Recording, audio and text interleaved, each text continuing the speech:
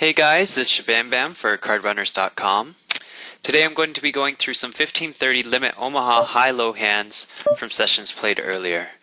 For this video I'm going to assume that everyone knows the basic O8 strategy and rules, and focus on some situations that O8 players get in that make you stop and think for a second.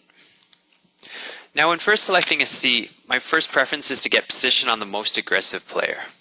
In O8, every card is a potential dangerous one, so you don't want to face a lot of decisions out of position. My next choice of seat would be to the right of the tightest player. This creates a huge edge on raising on the button, knowing that he or she will often fold, allowing you to get it heads up in position.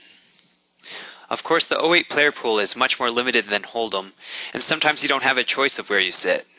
In those cases, just be aware of your surroundings and try to adapt as best as possible. So in this first hand, we're dealt ace 3, 4, 6 with a suited ace in the big blind. Under the gun limps. I haven't seen too many hands from under the gun at this point, so his range is rather wide. The cutoff raises. He's irregular and from what I can recall is very aggressive. He's going to be raising pretty light here as he likes to play in position trying to push out the button. Our hand plays better multi-way as we pretty much have to hit a low board or flush to win. So we're going to flat call since we're out of position and for deception purposes.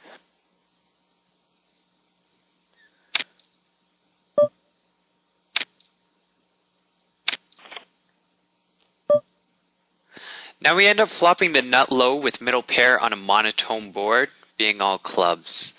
Now this is usually the spot where I go through my steps of thinking before making a move. The first step, I want to try and establish what my opponent's ranges are.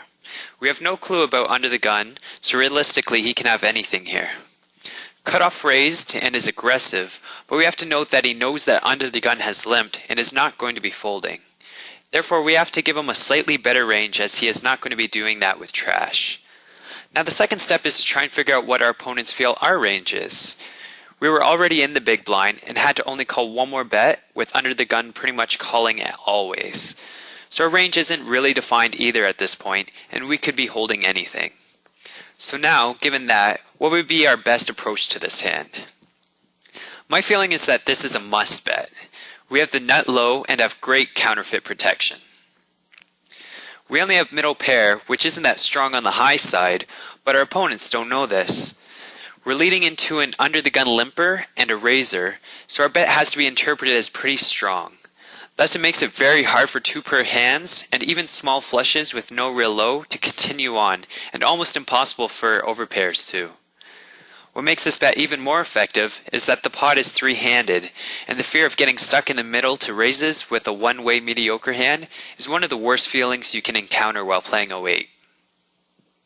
So now that we are able to push out a lot of the high hands, our equity skyrockets as we're in great shape against hands that opponents are likely to call down with, such as Ace-5, XX, or 4-5, XX.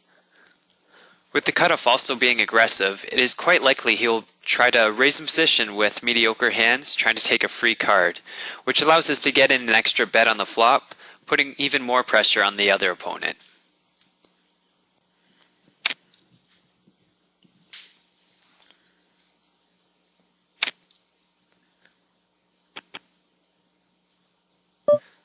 Both players call and the turn comes at 2 pairing the board. At this point we don't have much reason to believe that our nut low is the only nut low, as there should almost always be a raise on the flop, with the exception of the ace 4 of clubs. The river brings a 5 giving us wheel and nut straight. A lead is automatic, but the question is what to do if there's one call and a raise back at us. We don't want to push out hands that are drawing dead to us, but we also don't want to lose value against a hand that is receiving a quarter. In this case, with an aggressive opponent who is capable of making a raise with a two-way hand to try and get any piece of the pot, I would 3-bet as there's still a chance that someone is calling down with a small flush, and it puts even more pressure on them as they might not only be facing the raises that are back to them.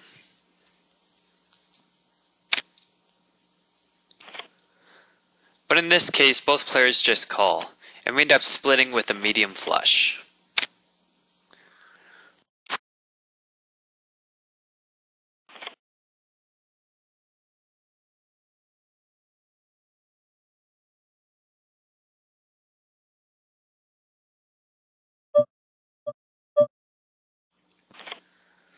In the bottom right table here, we pick up ace 3, 6, 7 double suited with an ace suited in the cutoff.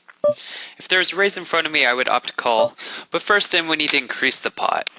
Small blind calls and big blind 3 bets. Now from what I remember from the session, small blind was not overly loose or tight, and big blind was more on the loose aggressive side. I decided to call. The flop comes an interesting ace 10 6, giving us top and bottom pair with a 2 flush on a board that we do not have. This is the perfect spot to try and get this pot heads up. We're in position, there's many draws, and potential horrible cards that could fall on the turn, putting us into a big guessing game if three-handed. It's going to be very difficult for a big blind to show up with a scooping hand if a non-counterfeiting low shows up, so this is an easy raise. The small blind is going to have a hard time calling 2 without a massive draw, set, 2 pair, and will often be able to fold out the same 2 pair as us, or him having a strong low draw. The big blind is also put in a tough spot because there are a lot of scary cards on the turn for him to keep control of the betting, as we're representing a wide range on a draw-heavy board.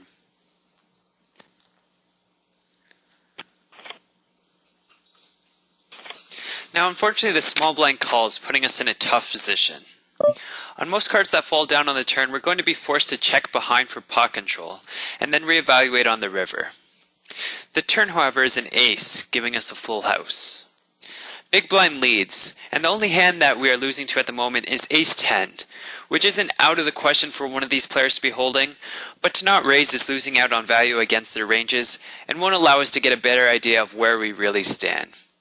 It also puts more pressure on the small blind to call, giving us a much better chance of scooping the whole pot if a low falls on the river. So this is an automatic raise here.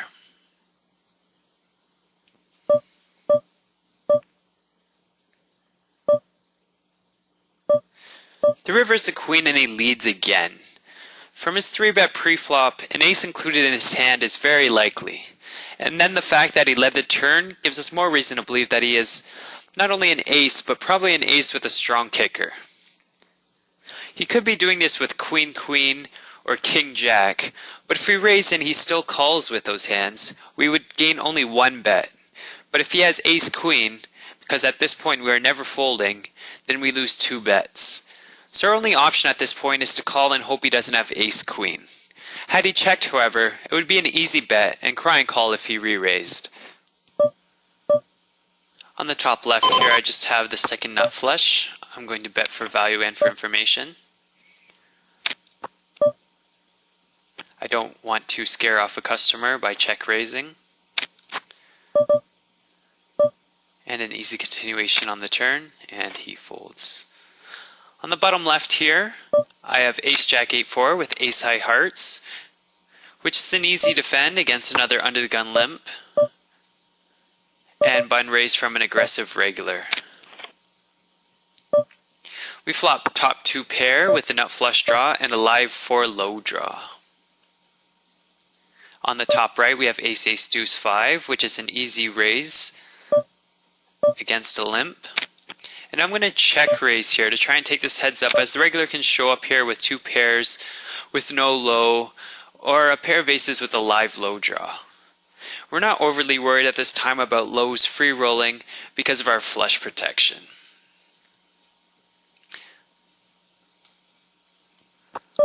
On the bottom left, the turn is a 3, which is one of the most dangerous cards, putting us into check call mode. And had he checked the turn, we would have followed through with a river bet. On the top right, the turn was a 10, which again is one of the most dangerous cards given that he limped pre-flop and just flat called the flop, which makes it an easy release for aces. On the top left, we completed from the small blind and flopped a wrap on a low board. It's a wrap that shouldn't be too common with 4 other limpers, so we shouldn't be too worried about sharing the same outs. We need to hit to win, as it's almost impossible with 4 other limpers to have the best current low on the flop.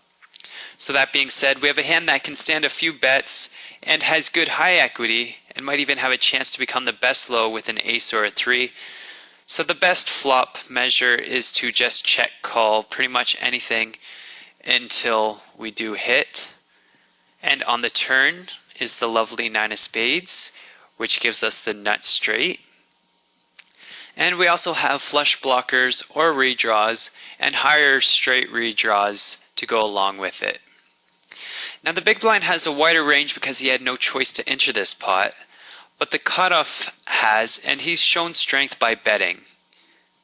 So we want to try and trap the small blind in the middle, as the check raise might not be guaranteed, and it might push out a drawing dead hand. So we want to lead and get small blind involved.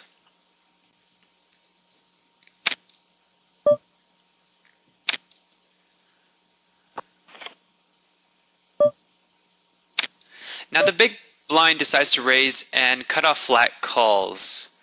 At this point we are getting free rolled by better lows with higher straight draws, flush draws, or sets, but we also might be free rolling for the low and have a lot of blockers which almost offsets everything. Add to the fact that big blind might have 6-8 as well, given that it was his or her blind. We might be able to push out cutoff and get 3/4 or be free rolling with our redraws. So I think that makes this a good 3-bet.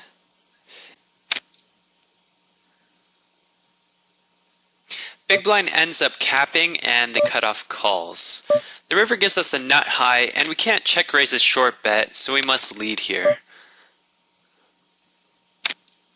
Both players ended up having the nut low ace-3 and big blind had a high flush draw. This means that we were actually drawing live for a scoop and actually had 50% equity on the turn given all the blockers. Ace-9, 3-4 in the bottom right, and the cutoff making a standard raise first in. A semi-loose player calls on the button, and the big blind calls. Flop comes King Deuce 6 to 2 clubs. And right now we have an uncounterfeitable low draw and a straight draw to the 5, but nothing else really working for us. The big blind leads into us, and from past hands we've deduced that he's a rather loose aggressive player, but the player still has to fall within a certain range to make this bet. On this board and texture, a player would usually only make this lead with a strong low and flush draw, a king and a flush draw, king 6, or a set. We currently only have a nut low draw, and it's very unlikely that we can either push him off the hand or get free cards, so we want to keep the pot as small as possible and invite the third player in, as he's not going to be folding ace-3 anyways. The button raises, and it doesn't really have to be all that strong since the board is so draw heavy. The big blind immediately 3-bet, and we still have enough equity in the hand to continue. The button ended up capping, which in most situations represents only strong hands, but we have to factor in that as a regular himself, he has to be aware of the other regulars' loose and aggressive tendencies. The turn is the 8 of clubs, which gives us the nut low, but also completes a flush. Big blind decides to still lead after all this action.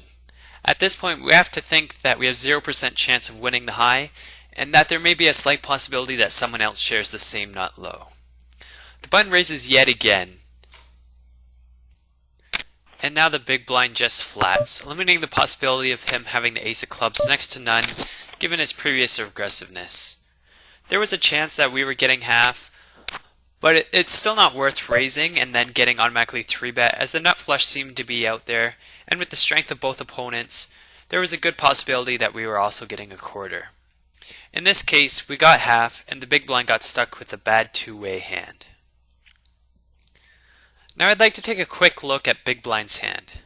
There will often be spots like this where you have a bad two-way hand and you're stuck not knowing what to do. For hands where you most likely will not know where you are right away and can't think of many flops that you're able to continue on, it's probably easier just to throw it away to a raise. But due to some table conditions, getting great money on your call, an aggressive short-handed game, or taking the mediocre hand heads up, there's going to be a lot of times where you're going to have to play the hand. So looking at the hand, King 5, 7, 9 with the 9 high flush draw. We flop top pair. We do have that 9 high flush draw. And a very weak low. At this point we're going to have to make a decision on whether or not we want to continue on with the hand. First, a 9 high flush draw isn't all that great. So if we're going to continue, we don't want to be check calling and being in a guessing game we're being caught in the middle against raises. Second, seldomly will your pair of kings win unimproved. You can hit trip kings, but there's always a chance that someone has a higher kicker than you. And then if we hit two pair with either a 5 or a 7, not only are we now playing for half, but the board will produce several straight draws. Third, our low is pretty much never going to be good three-handed, unless a slight chance that both players get counterfeited and then miss the redraw for a better low than our 7 with a live kicker, and that's a lot of scenarios that have to pass.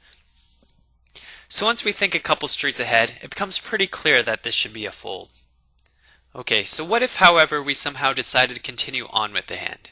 Well, in this case, in order to increase the chance of getting a piece of this pot in this hand, we have to try and get it heads up. We have a mediocre two-way hand, but if heads up, it'll be hard, but not at all impossible, for our opponent to be scooping us on both ends. So if getting it heads up is our mission, I love what this player did by leading into the pre-flop raiser, or me. By leading into me, it gives the greatest chance of eliminating the third player. I'm first to act after him, and with the strength shown pre-flop, oftentimes I should be raising this board, making it harder for the button to call. If the big blind was to check raise, it would be much more difficult to get it heads up, as the most common situation would probably be that I would bet, button would call, big blind now check raises, and now both I and the button call one raise. On the flop, the pre-flop raiser just called, again being me, and the button raises. I'm not showing too much strength by just flat calling big blind's lead, and there's a slight chance that I won't be able to call two bets. So I think 3 betting here is fine if you're the big blind. Now the button ended up capping, and the turn was an 8 of clubs. Again, I like big blind's lead here because it accomplishes some things we need to do if we are to get any piece. One, it's going to give a lot of information. If it was raised and still re-raised in front, then it would be an easy fold. If both players just call, then there's a good chance that the flush is good. The only thing that I would change here is that when the pre-flop raiser just flats and the button raises, this is another spot where we need to put more pressure on the flat caller. At this point, continuing on, we're going to have to pay off a river bet anyways, so it should cost the same amount of bets, assuming that we're folding to a re-raise, and we're going to check call the river if called. If we don't raise there, we're most likely losing on both ends three-handed, and by just calling, we're not giving ourselves any chance at any piece of the pot. So after all that headache and extra thoughts, it turned out this time we would have actually ran into one of the few hands that could scoop us, acting as the big blind. That's why it's ever so important in Limit O8 to think streets ahead before actually continuing on. You can't treat this like Hold'em and reevaluate on every street. And when thinking about future streets, and you're coming across a lot of if-what scenarios that kind of get complicated, then it's probably best to just fold. Try and make your decisions in Limit O8 crisp and clear.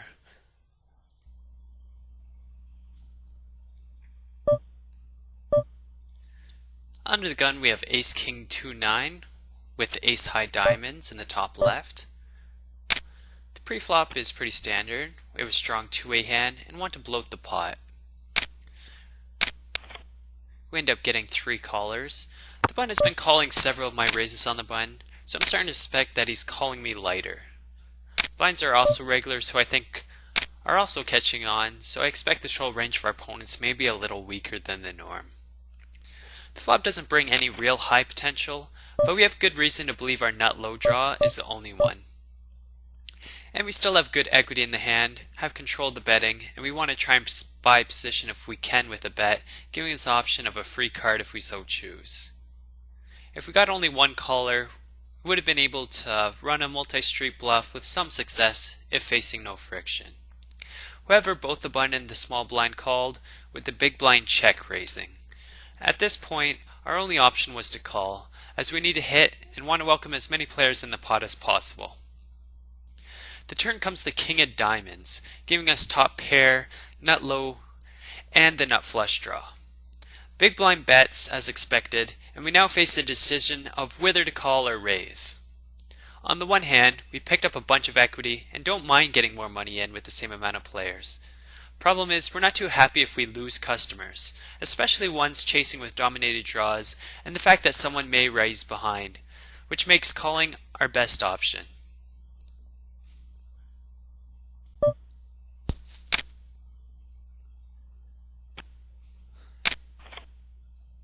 The river comes in offsuit 6, which isn't great, but isn't all that bad.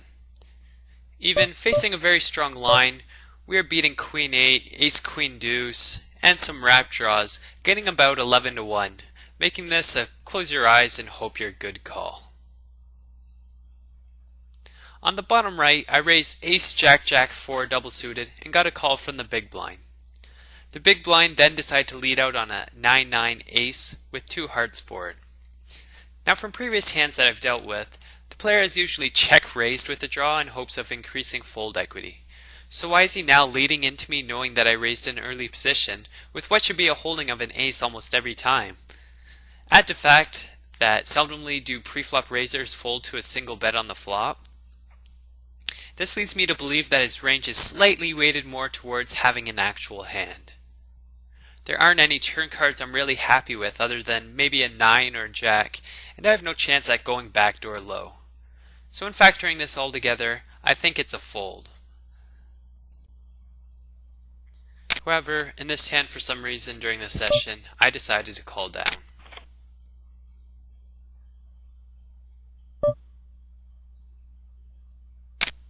I believe if he would have bet the river, I would have folded at this point. I think this is an example of how clear thinking and remembering past tendencies in Omaha high-low helps your game tremendously.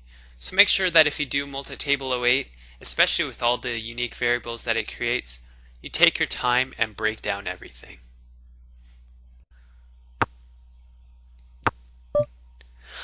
On the top left, we get Queen 2 5 6 on the button. It's a raise or fold depending on the characteristics of the table. I haven't been facing too much resistance, so I'm more than happy to get a raise in here. I'd also raise here if small blind was rather aggressive, often throwing in a 3-bet, allowing us to take it heads up in position. We end up hitting a pretty decent flop with top pair and a flush draw. So we're going to bet here, and the small blind calls. Now the turn comes in ace, which is an interesting card.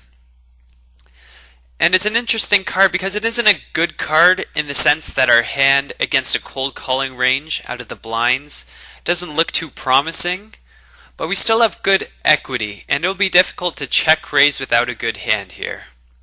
It also gives us good fold equity against kings, mediocre queens, and counterfeited ace low draws. Then most likely we will have the option of betting the river or checking behind. So in these spots where you have quite a bit of equity and can stand taking a check raise, it's often a good idea to bet anyways.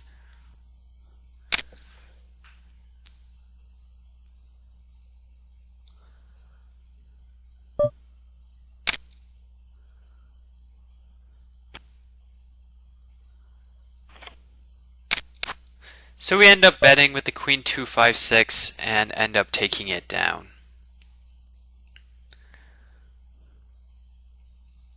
Now on the bottom left, we wake up with King Jack Deuce 5 double suited on the button, which is a standard raise.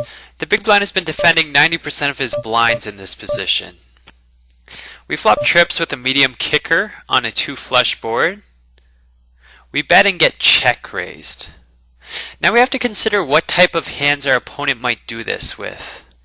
He or she can be doing this with 7-7, a king, a flush draw, or even air. Given this and the fact that we have position, calling gives us the most flexibility.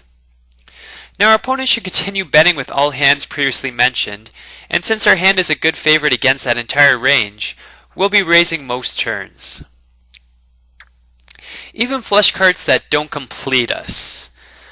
And the reason for that is because it will be severely difficult to re-raise us out of position. The reason for raising on flush cards is that he has to acknowledge that we called a check raise on the flop, and then when faced with a bet on a completed draw, we are still raising. So we are representing great strength. This will allow us to sometimes fold out flushes, and then gives us the opportunity to gain an extra bet on the river if we improve, as we would have been paying 2 bets regardless, as we can't necessarily fold at this point. The reason why we would be raising almost every other card on the turn is because almost every other card brings a straight draw or low draw, and the flush draw is still out there. In addition, the good thing about making our opponent put in that much action is that they will often call with any made low, including the worst of worst lows, and from time to time will make hero calls with any high piece once that far.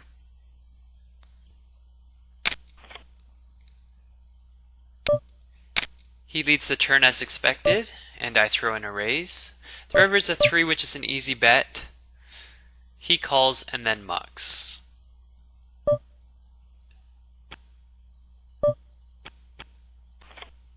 And he ends up having ace 5, 6, 8 with busted flush draw.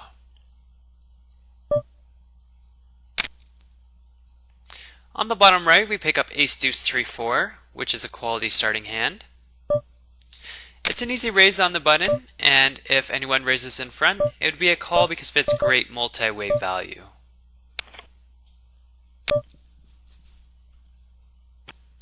In this hand, both blinds call, and the flop comes ace 6 jack with a flush draw on board. Check to me and I decide to bet. Now under different table conditions, I might check it back, as my ace kicker isn't strong and I need to hit. It would also help me disguise the strength of my hand, and if a low card came on the turn, it would allow me to put in a raise with good equity against hands that may lead with a weaker low, and it would allow me to push out higher hands. In this case, I decided to bet, as the table at this point is a little calmer and is playing a little more passive.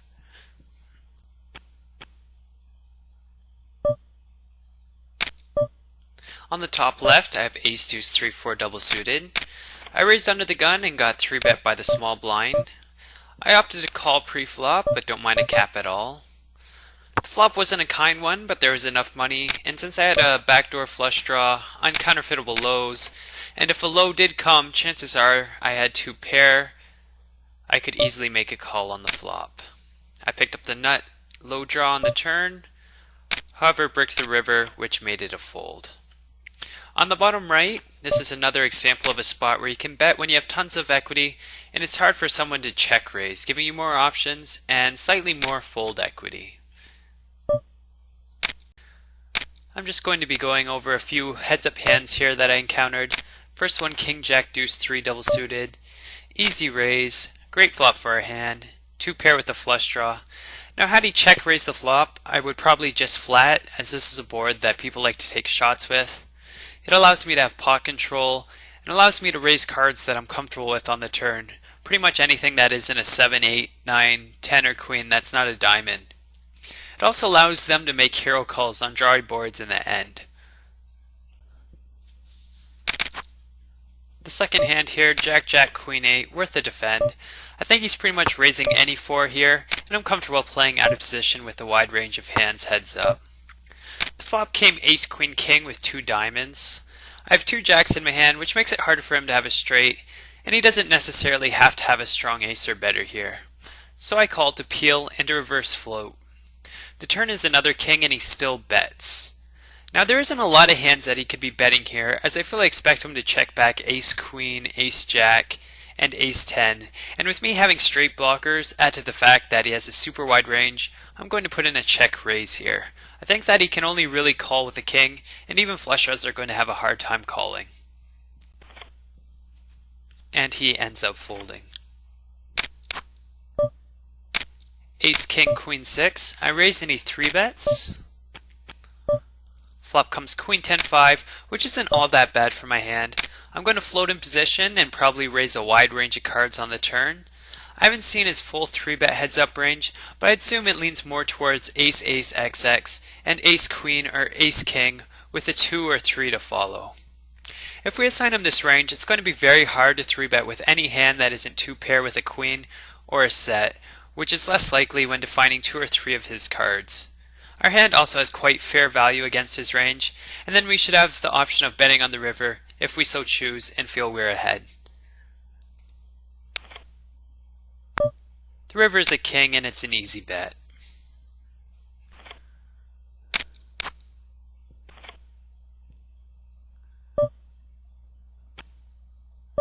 10 Jack 8 4, I decide to limp. It's not that strong, but I like taking many hands in position. We flop the nuts on a rainbow board and decide to raise. I feel this is the best way to try and get our opponent tied into the hand to call down with overpairs, 2-pair, strong queens, or dead draws, as a turn bet is not guaranteed by him, and a turn raise on this board would be quite scary. On the bottom left, we've raised ace queen 7-4, and the big blind has 3-bet and now leads into us.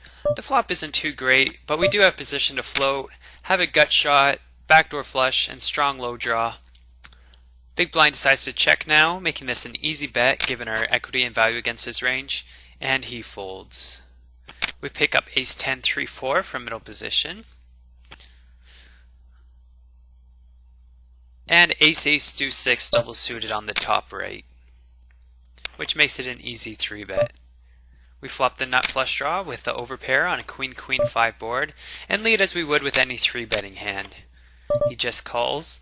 We fill up on the turn, and because there's still draws out there, it's a must bet, especially if he was still playing a queen and decided to raise here. 10 makes it an easy bet.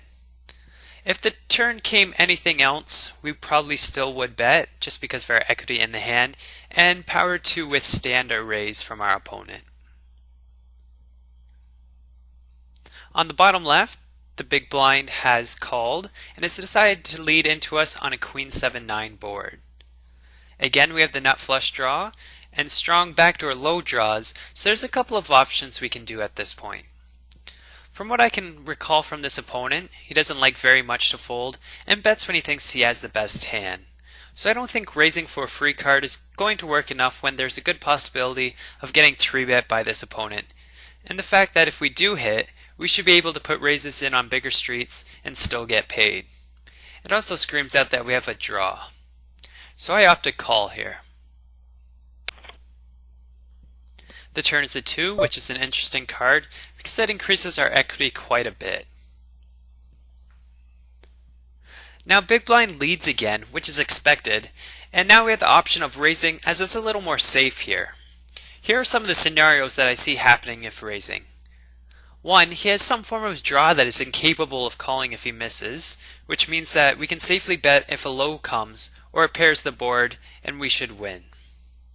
2, he has some form of draw that includes flush draws and pairs that might turn into 2-pair or be strong enough to call down anyways. And 3, he has 2-pair or a set already and is probably 3-betting or at the very least calling down. Also, the only cards that we do miss on is a 10, jack, or a king that is not a club, or a board pair, which means we have about 40% equity against 2-pair with some low cards in his hand. And with him having a set, it brings it down to about 35%. So even though we might be able to gain value by taking the pot away when we both miss, the price we pay when he actually does have a hand delivers a hit we can't afford to take in the long term. So although raising gives us power and maybe the option of getting an extra bet on the river if we do hit, I think calling is the better option, especially with our opponent's tendency to pay off and never fold. The river gives us a nuts, he still bets, and we successfully put in a raise. On the top right, we're engaged in a blind-on-blind battle with ace-ace 8-9. He calls our raise, and the flop is ace 10-2 with 2 hearts.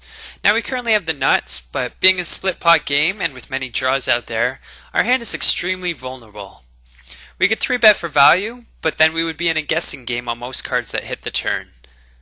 By being safe and calling here, we're keeping the pot small and might be able to get in check raise on the turn on a more confident board. It also allows us to induce bluffs from our opponent, who may try and represent a flush if missing the low. The turn is a 6, and we still have the current nuts, but a hand as worse as 3-7 of hearts is now free-rolling us. Our only option at this point is to check call. The river is a 7, and although our hand improved, our hand value relatively remains the same. We can only check call and hope he doesn't have a flush. In this case, he had king 10-4-5, which actually had 41% equity on the flop. This is another case where you can't see your hand for its current value in limit 08, but rather how strong it can hold up and what cards you need to hit or fade along the way. And that will conclude the hands that I analyzed from that session, but I wanted to reiterate some points made earlier in the video.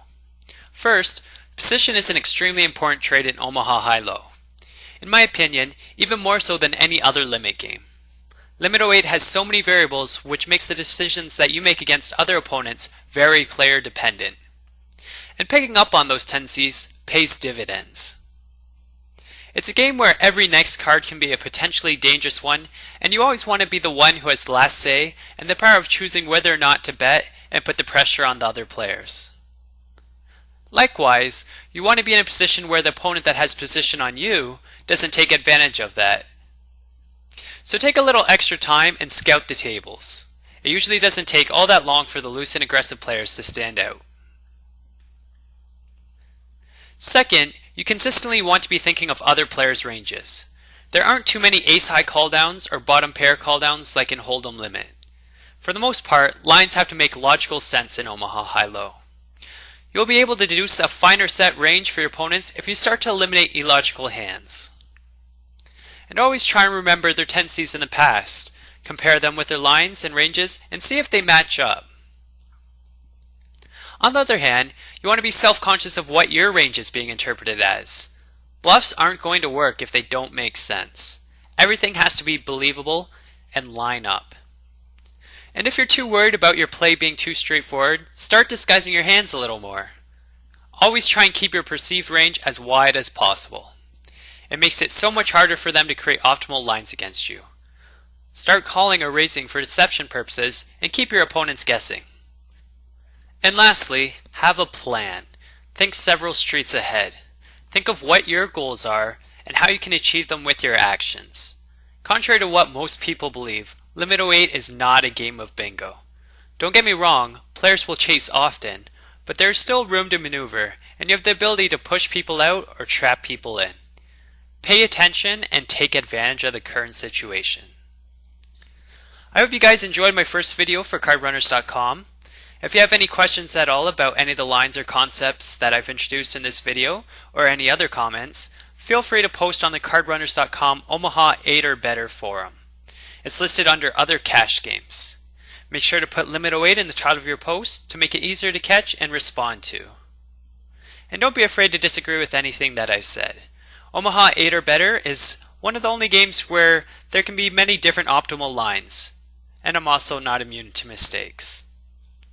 O8 is one of the more fun games because there's just so many variables involved, and it actually does require some deep level thinking.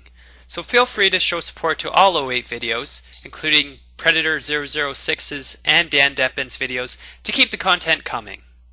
This is Shabamabam for cardrunners.com, signing off.